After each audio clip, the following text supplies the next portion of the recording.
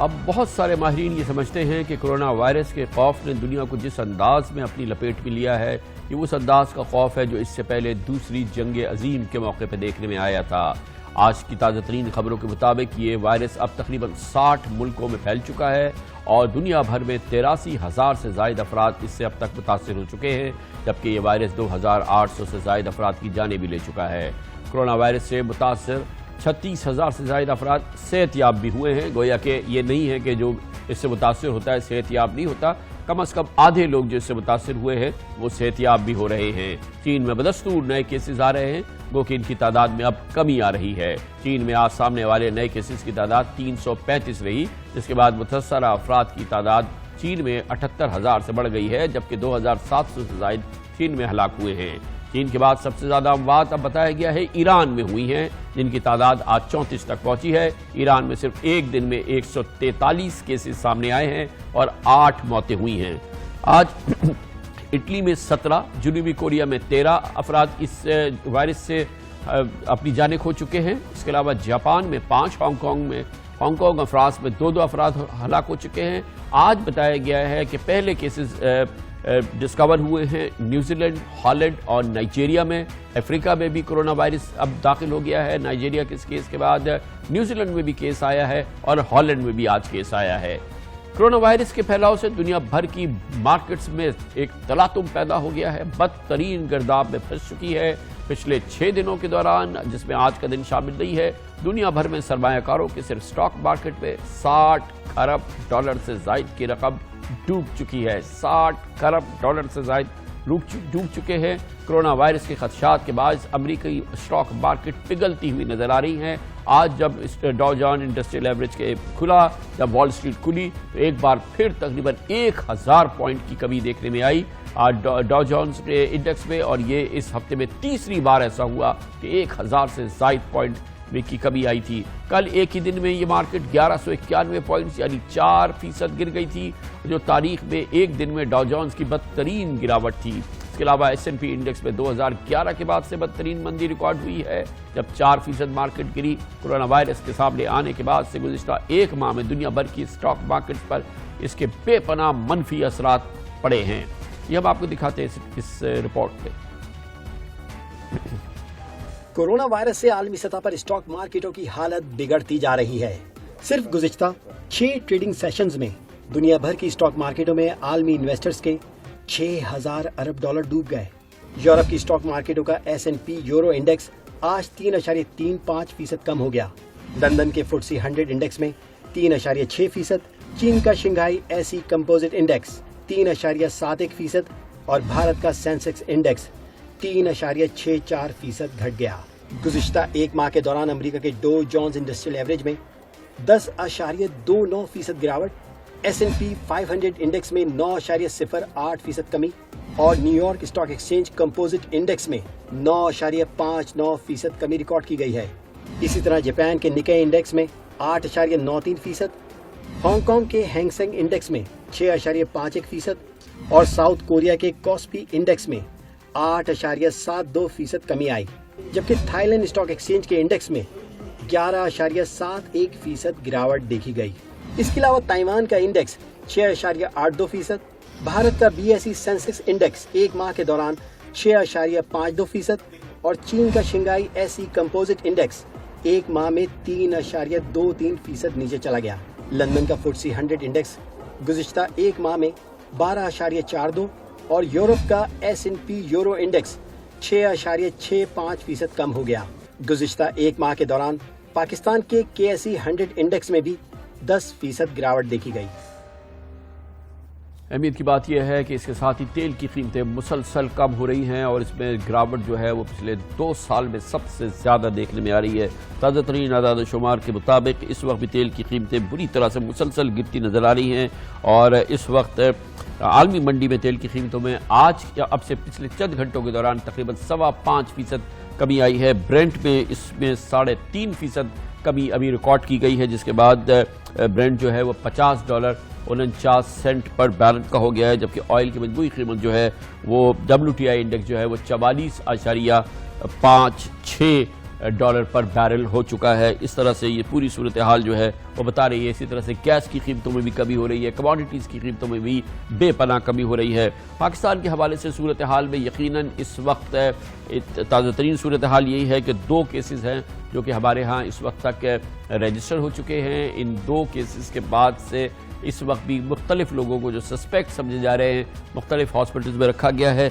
मगर इसकी ताज़ा तरीन सूरत हाल क्या है पाकिस्तान में कोरोना वायरस की, एक बार फिर हमें बताएंगे। हमारे साथ मौजूद है, पिछले कई दिनों से बहुत मसरूफ़ हैं जनाब डॉक्टर ज़फ़र मिर्ज़ा, वज़ीर-ए-आज़म के मामले ख़ुसूसी बराए हेल्थ। डॉक्टर साहब फरमाइएगा इस वक्त का करंट स्टेटस वायरस के लिहाज से पाकिस्तान का क्या है? जी बहुत शुक्रिया कामरान भाई। सबसे पहले तो मेरा ख्याल है कि हमें इस हकीकत को अप्रिशिएट करना चाहिए कि पाकिस्तान के एक तरफ चाइना, दूसरी तरफ ईरान, दोनों में आउटब्रेक्स है। अफ़गानिस्तान में पेशेंट है, इंडिया में अंदर पेशेंट्स है, और हमारे तमाम हमसायों में ये वबा फैली हुई है। लेकिन पाकिस्तान अब तक अल्लाह का शुक्र है, और अल्लाह के शुक्र के अदा करने के बाद मैं ये समझता हूँ कि कुछ हमारी भी कोशिश है, पाकिस्तान की गवर्नमेंट की, लोगों की, तमाम शोबों की, कि अभी तक हम सिर्फ 2 केसेस रिपोर्ट कर चुके हैं, और ये भी सबसे आखिर में।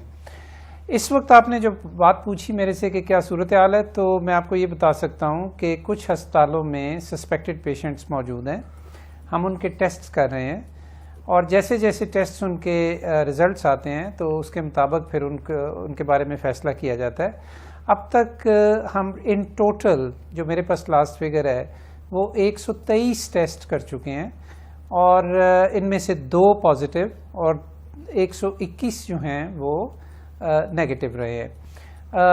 जैसे जैसे इसके लिए हम एक ये भी बड़ा इशू होता है, आप इस बात को समझते हैं कि बहुत सारे ममालिक के ऊपर ये भी तनकीद होती है जी कि वो डेटा हाइड करते हैं, फिगर्स को फज करते हैं, सही रिपोर्ट नहीं करते। तो इस सिलसिले में हमने कल से एक डैशबोर्ड बना दिया है अपने NIH की वेबसाइट के ऊपर। हम एग्जैक्टली बता सकते हैं कि इस वक्त हमारे पास कितने सैंपल्स हो चुके हैं, कहाँ से वो सैंपल आए हैं, सूबों की हद तक। हम ज़्यादा हस्पताल और लोगों के नाम वगैरह बिल्कुल नहीं उनकी तशहीर करना चाहते। तो ये सारा डिस्ट्रीब्यूशन जो है हमारे पास अवेलेबल है, और ये रियल टाइम में आप देख सकते हैं। अब NIH तो अब की जो हमारी एक तो प्रोविंशियल कोऑर्डिनेशन जो है उसका स्टेटस बताइए, क्योंकि उसमें मुझे गैप्स लग रहे थे, शुरू में उसकी शिकायत थी। दूसरी चीज़ जो फेडरल अथॉरिटीज़ का काम है एंट्री पॉइंट्स पे, बॉर्डर एंट्री पॉइंट्स पे, और फिर हमारा जो सी एंट्री पॉइंट्स हैं, और फिर जो हमारी एयर एंट्री पॉइंट्स हैं, वहाँ की क्या कैफियत है, वहाँ कितना हमने रीइंफोर्स किए हैं अपने इंतजामात को? जी प्रोविंशियल कोऑर्डिनेशन के हवाले से जी अब तो प्राइम मिनिस्टर ऑफिस से भी एक हमें ताकीद वसूल हुई है कि किस तरह इस नेशनल इमरजेंसी में हमने एक नेशनल यूनिफाइड कोऑर्डिनेटेड एफर्ट करनी है। उस सिलसिले में तमाम रेलेवेंट मिनिस्ट्रीज़, तमाम रेलेवेंट ऑर्गेनाइजेशंस और तमाम सूबे जो हैं वो ऑन बोर्ड हैं। हम मुतअद्दिद बार इनके साथ मीटिंग्स कर चुके हैं, जिसमें जो लोग अगर ख़ास तौर पे सूबों से शामिल नहीं भी हो सकते तो वो वीडियो लिंक के ऊपर मौजूद होते हैं। कल भी इस सिलसिले की एक मीटिंग है। तमाम इंफॉर्मेशन रियल टाइम में तमाम सूबों के साथ शेयर की जाती है, और तमाम मतलब मुस्तकिल उनके साथ एक कोऑर्डिनेटेड मैं समझता हूँ कि अप्रोच है। हमारे इस वक्त पाकिस्तान में जो एयरपोर्ट्स के ऊपर और जो क्लिनिकल केयर और प्रिवेंशन के लिए जो SOPs और गाइडलाइंस हैं वो एक हैं, वो तमाम सूबे जो हैं उनको इम्प्लीमेंट कर रहे हैं। अब मैं आपको बता देता हूं कि जो एक वफाकी ख़ास तौर पे ज़िम्मेदारी है पॉइंट ऑफ एंट्रीज़ के हवाले से, तो पाकिस्तान के इस वक्त 18 पॉइंट ऑफ एंट्रीज़ हैं जो कि इस्टेब्लिश्ड हैं। इनमें हवाई अड्डे भी हैं, इनमें बंदरगाहें भी हैं, और इनमें लैंड रूट्स भी हैं। कोरोना वायरस के हवाले से ख़ास तौर पे हमारे जो एयरपोर्ट्स हैं उनकी ख़ास अहमियत है, क्योंकि चाइना, ईरान और फिर दीगर 50 से ज़्यादा ममालिक जहाँ पे ये वबा है इस वक्त, वहाँ से पैसेंजर्स आते हैं, डायरेक्ट फ़्लाइट से भी आते हैं, इनडायरेक्ट फ़्लाइट से भी आते हैं। तो इसलिए ख़ास तौर पे हवाई अड्डों के ऊपर हमें अपनी हेल्थ स्क्रीनिंग का जो इंतज़ाम है उसको बहुत ज़्यादा रीइंफोर्स करने की ज़रूरत थी, और वो हमने किया है। میں یہ وثوق کے ساتھ کہہ سکتا ہوں کہ پاکستان میں اس وقت اسلام آباد لاہور اور کراچی خاص طور پہ یہ ہمارے ایس او پیز مکمل طور پہ امپلیمنٹ ہو رہے ہیں، اور اس کے لیے ہمیں باہر کے لوگوں کی بھی تعریف ملی ہے کہ جنہوں نے پاکستان اور بندرگاہوں پہ اور لینڈ جو روٹس ہیں ہماری جو لینڈ بارڈرز ہیں ان کی کیا کیفیت ہے؟ جی بندرگاہوں پہ جی خاص طور پہ 3 بندرگاہیں بہت امپورٹنٹ ہیں، کراچی پورٹ آف قاسم اور گوادر، لیکن ان پہ پیسنجرز نہیں آتے، ان پہ شپس آتے ہیں اور ان کے کروز ہوتے ہیں اور ان کی اسکریننگ باقاعدگی کے ساتھ ہو رہی ہے۔ لینڈ روٹس میں ہمارے پاس 2 روٹس بہت امپورٹنٹ ہیں، ایک ہے سست کا جو لینڈ روٹ ہے between China and Pakistan, Khunjerab کے بعد قریب ہے یہ، لیکن وہاں اسے خوش قسمتی کہیے کہ 31 مارچ تک برف باری کی وجہ سے یہ لینڈ روٹ مکمل طور پہ بند ہے، یہاں پہ ٹریفک نہیں آ رہی، لیکن اس دوران ہم نے اس کو بہت زیادہ ری انفورس کر لیا ہے۔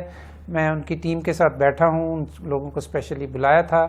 اب میں آتا ہوں تفتان اور زہدان کا جو لینڈ روٹ ہے وہ بہت اہم ہے، اس لیے کہ ایک تو خیر وہ ایران اور پاکستان کے درمیان ہے، دوسرے ایران کے اندر چونکہ اس وقت یہ آؤٹ بریک ہو رہا ہے اور وہاں ہمارے زائرین بڑی تعداد میں جاتے ہیں۔ اس وقت ہمارے تخمینے کے مطابق تقریباً 5 سے 6 ہزار زائرین ہمارے ایران میں موجود ہیں اور وہ اب پاکستان واپس آنا چاہتے ہیں۔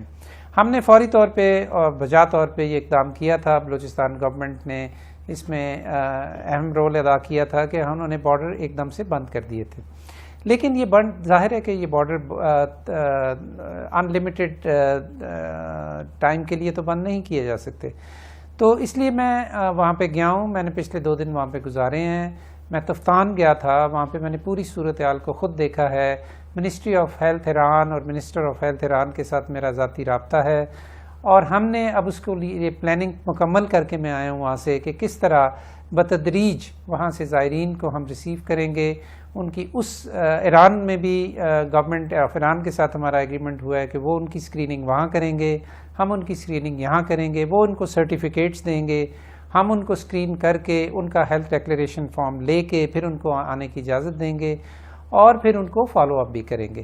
میں یہ سمجھتا ہوں جی کہ انسان کے بس میں جو ہو سکتا ہے، جو ہمارے وسائل اجازت دیتے ہیں وہ ہم کر رہے ہیں۔ آپ کے پاس جو کہ آپ نے 121 کے قریب بتائے ہیں، تو جو سسپیکٹ ہوتا ہے اس کو ہم کوارنٹین کرتے ہیں باقاعدہ، اس کے لیے کیا ارینجمنٹس ہیں یا کیا کر رہے ہیں؟ ان کو آئسولیٹ کر رہے ہیں، کوارنٹین کر رہے ہیں، کیا کر رہے ہیں؟ جی میں عرض کرتا ہوں۔ پہلی بات یہ ہے کامران بھائی کہ پاکستان میں یہ بہت بڑا مغالطہ ہے اور لوگ کنفیوز کرتے ہیں کوارنٹائن اور آئسولیشن کو، یہ 2 مختلف چیزیں ہیں۔ کوارنٹائن ہوتا ہے صحت مند لوگوں کے لیے، لیکن ان صحت مند لوگوں کے لیے کہ جو ایسے علاقوں سے سفر کر کے آئے ہوتے ہیں کہ جہاں پہ انفیکشن پھیلی ہوتی ہے، تو اس ڈیزیز کا انکیوبیشن پیریڈ سامنے رکھتے ہوئے اتنے عرصے کے لیے صحت مند لوگوں کو انڈر آبزرویشن رکھ لیا جاتا ہے کہ کہیں انہیں سائن سمٹمز نہ ہو جائیں۔ پاکستان میں ہم یہ اس وقت نہیں کر رہے۔ پاکستان میں ہم صرف یہ کر رہے ہیں کہ جو لوگ ہوائی اڈوں پہ یا لینڈ روٹ سے آتے ہیں ان کی ہم اسکریننگ کرتے ہیں، ان کے ہیلتھ ڈیکلیریشن فارمز بھرتے ہیں، ان میں اور ان کے نام پتے لے لیتے ہیں، اور اگر کوئی اکا دکا شخص اس میں ہمیں سمٹم کے ساتھ ملے تو ان کو پھر ہم آئسولیشن کے لیے ہسپتالوں میں روانہ کر دیتے ہیں اور وہاں ان کے سیمپلز لیے جاتے ہیں۔ وہ سسپیکٹس کو آئسولیٹ کر رہے ہیں یا کوارنٹین کر رہے ہیں؟ جی بالکل، آئسولیٹ، کوارنٹائن نہیں، ان کو آئسولیٹ کر رہے ہیں، اور وہاں سے ان کے پھر سیمپلز لے کے NIH، شوکت خانم اور آغا خان یونیورسٹیز، جہاں پہ 3 ہم نے یہ لیبز بنائی ہیں، اور ہماری ایک لیب ہم نے اب کوئٹہ میں بھی قائم کر دی ہے جو سوموار سے اپنا کام شروع کر دے گی، تو وہاں پہ ان کے سیمپلز بھیجے جاتے ہیں۔ جب وہ نفی میں آ جاتے ہیں تو ان کو آئسولیشن وارڈ سے نکال کے اگر ان کی طبیعت زیادہ خراب ہو تو نارمل میڈیکل وارڈ میں بھیج دیا جاتا ہے یا ان کو وہاں سے ڈسچارج کر دیا جاتا ہے۔ تو یہ سسٹم اس وقت چل رہا ہے اور یہ سسٹم کام کر رہا ہے، اسی لیے ہمارے پاس اتنے کم اس وقت تک کیسز ہیں، اور ایون سسپیکٹڈ پیشنٹس بھی ہمارے پاس نسبتاً بہت کم ہیں۔ یقیناً، بہت شکریہ ڈاکٹر ظفر مرزا، ایک بار پھر ہمیں اپ ڈیٹ دے رہے تھے تازہ ترین صورتحال کرونا وائرس کے حوالے سے پاکستان کی۔